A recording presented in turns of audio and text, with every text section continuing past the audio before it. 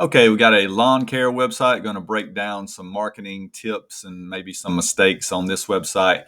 I want to point something out. A lot of these service businesses, small businesses, a website may not be their main driver of business, of new customers. So, you know, I would say you want to make your website the best it can be. 1 to 5% increase in appointment settings and sales. That's a big deal. So you do want to make your website the best it can be, even if it's not the main way you get new customers. So a few things to point out here. First thing I noticed when I scroll down to the bottom, copyright 2017.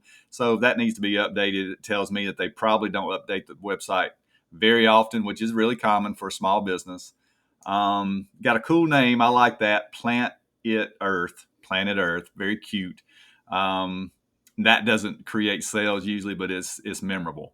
I don't like the scrolling on the main. This is the top of the fold, very first thing you see on the website. It scrolls automatically, or you can press these little arrows that you can barely see.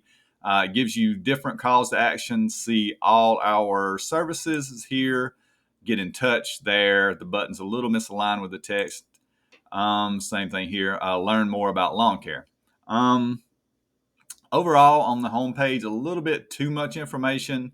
They do get to request an estimate right away, but I would have this at the very top of the website.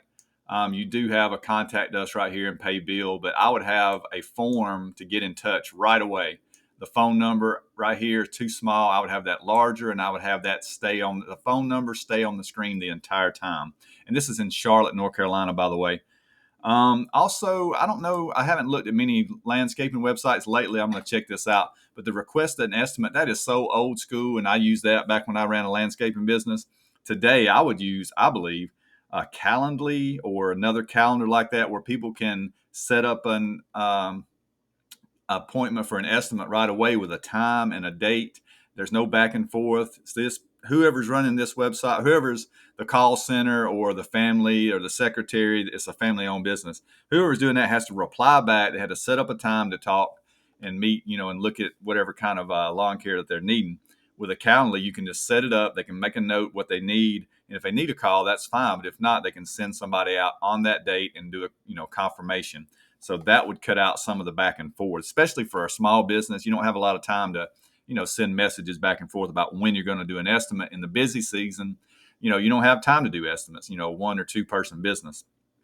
Let's see, one other note here. The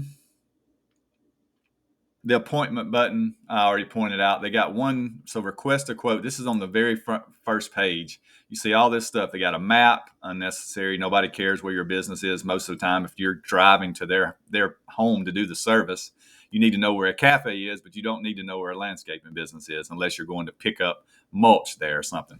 Latest news, I wouldn't have that on the front page. Very concise right here, but it's still a lot of information.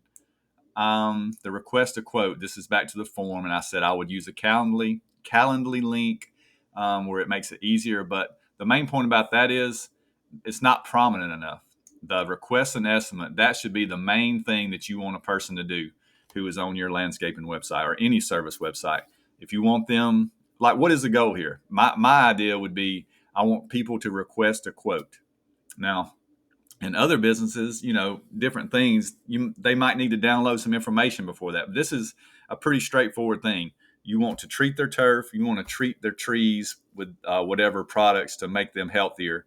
And so you need to go to their property or send them an estimate.